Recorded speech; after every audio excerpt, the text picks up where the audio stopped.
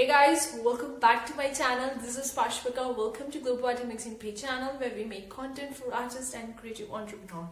In today's video guys, I'm going to talk about what actually the good design look like, because I've been getting a few of the comments and people were asking me like, I'm new to this print on demand business and I don't know how to make a design. What actually the good design look like? What are the qualities or what are the characteristics of actually define that this design is quality design, it's good design, and so on. So I'm going to talk about the few things in this video. So if you're interested in that, then let's get straight with that. And also don't forget to smash the like button. I would really appreciate that. Guys, I have made a bunch of the videos. In fact, I made two videos showing you how to make your own design in the Canva. And also guys, I have a free guide, 60 plus niches free guide for your own print on demand. For the link of this free guide description box below, you can download it completely for free. And I have a free print on demand graphics, a complete bundle that is 40 plus 49 free graphics for you to use in your own making your own print on demand designs. The link of that free bundle is in the description box below. You can download that free. You can very well use the Canva. It's a free design tool, although they have the free and paid both. But free is worth in the beginning. If you're a complete beginner, then free is the worth. You can use the Canva to make your own designs. And if you are an artist and a designer who is creating their own art, who's creating their own design, then you can very well either convert the traditional artwork into the digital artwork. I have made another video talking about how to convert that. You can check in the card section above, guys. And also you can use the Photoshop to create your own design. And for someone who is completely new to the designing world, I would highly recommend using the Canva, because it's really so simple and so easy. It's so user friendly and it's quite easy, and the free version is worth in the beginning. And if you want a different alternative to the Canva, then you can also go with the Trello, because Trello is also an amazing tool. It also has a free and paid, and free version is quite well. And then you want to switch to a professional tool, then the Photoshop is one of the professional tools. Then the Illustrator. You can also use the Inkspace. Inkspace is completely free. You can download the Inkspace from their website. It's a free tool. You don't need to pay for anything, but it's really a good tool to make your own designs and all that. Now these are the tools, these are the software, you can use it. Now the list goes on and on that. Some use the Placeit as well. Some of people uses various different kinds of softwares. But these are the kind of software that I basically find quite usable for me. In the beginning I was using the Canva, and now I use sometimes the Inkspace, sometimes the Photoshop and the Illustrator, like a combination of all these. So now let's talk about the few of the characteristics to actually define what a good design look like. Now it's not that easy to define that, okay, this design is good, it will going to sell, this design is bad, it won't going to sell. Not like there is no such characteristics, or there is no such thing like that. But I see that from my own experience, I'm going to talk about some good designs and some bad designs. The bad design firstly is they don't have the proper dimensions. What I really was into 4000 pixels, but if your file size contains like 100 pixels or 200 or 500 pixels, that means the resolution of that file is quite low. And if you are gonna put that file size to your products, it might not look good, because the resolution of the file is quite low, blurry, or quite pixelated. So I would say always export your file design in the size, or like minimum file size should be 4000 by 4000 pixels. But if you're going for the shower curtains or for different other products, then obviously you're going to need a much more dimension. But ideally, if you're going for the stickers or for the t-shirt, then 4000 by 4000 pixels is doable.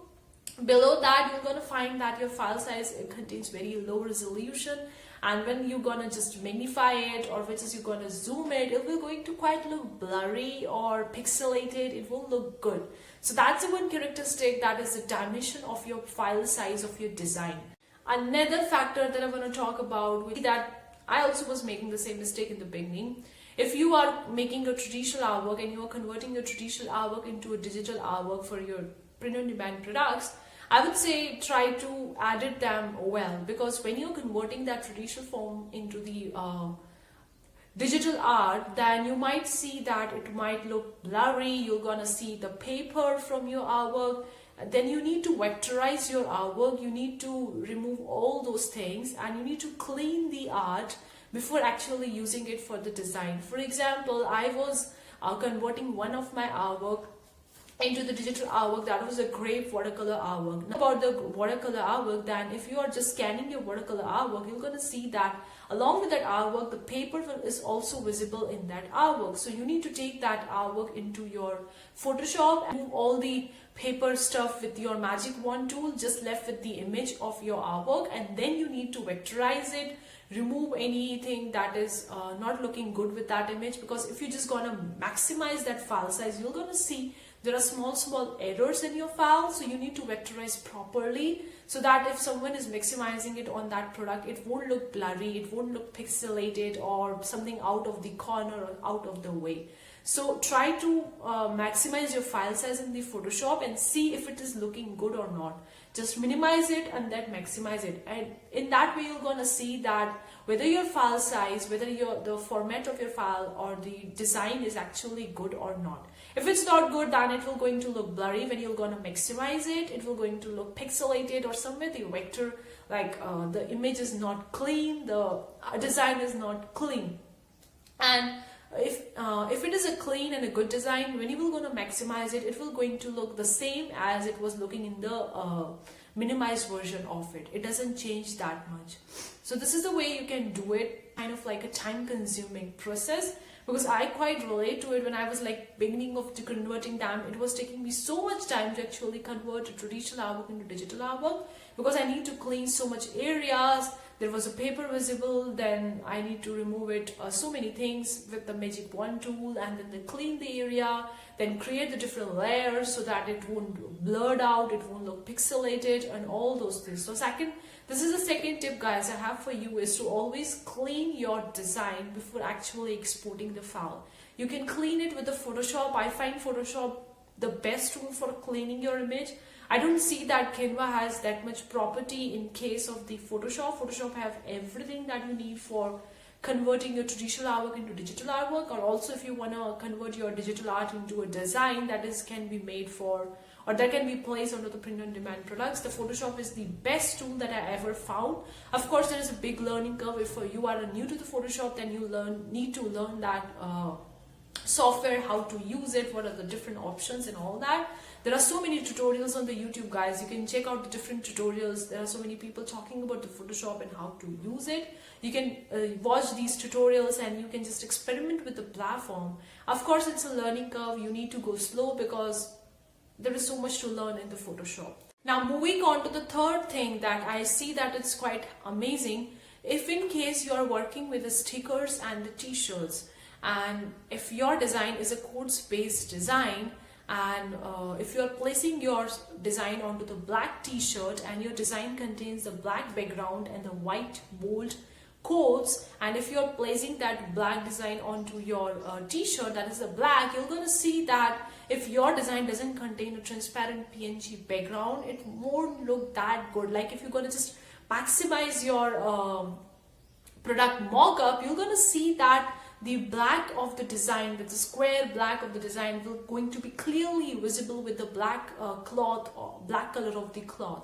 So I would say try to use transparent PNG background for your design if you are using the quotes, because if you are using just the square background or just the rectangle background and your design just look like the rectangular shape, it won't look good in the case of the stickers. If you go into the Redbubble and type for the quotes design, you're going to see that many of the designs are having transparent PNG background, because it's really. Another tip I have for you guys, whatever niche you're targeting, whatever your ideas or whatever it is, try to go onto the Redbubble or onto the Amazon and search for that particular niche and take an idea what types of design are popping up for that particular niche, what type of background they have, do they have the transparent PNG background or not, what kind of text they have, what are the type of the fonts they are using. Take an idea before actually creating your design, especially for the print on demand, because if you don't do a research and you just create a random design thinking that it will going to sell maybe a year, maybe in 2 years, whatever it is, it might get some sales or it might not get any sales. You are not 100% sure about it. But if you actually do your research and see that this type of design is selling, why it's selling, because of that type of font, or because of its color, because of its size, or because of its variation, what's unique about this design that it's selling, and then how you can take an idea from the design and create your own design out of it. Don't copy anyone, don't steal anyone's design. Really tell you guys, don't copy anyone, don't steal anyone's artwork. It's really not worth it, it's really not good. Okay with using the Photoshop, use the Canva, there's no problem. If you are not okay with using the professional software, use with the normal software, that's the quite basic software, that's completely fine. Okay guys, you just need to create a good looking designs that is a high quality design. It doesn't matter which software you are using. Another tip that I have for you guys, if you are a complete beginner and don't know how to create a design, you don't have any designer or artist experience, you don't know how to create an art, then I would say go for the text-based design.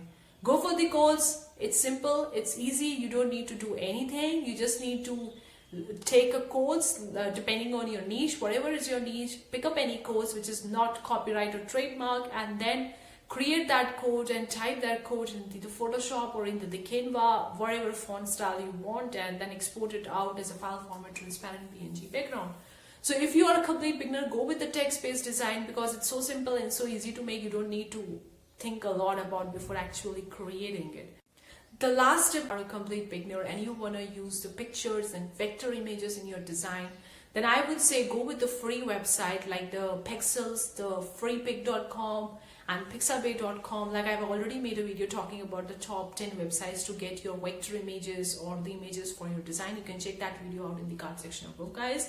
But you can use the images from these websites and you don't need to give them the attribution.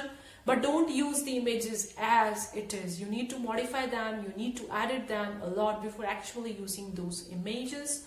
Because if you're using those images as it is, and you might get copyright because somebody else would be using the same images like that only.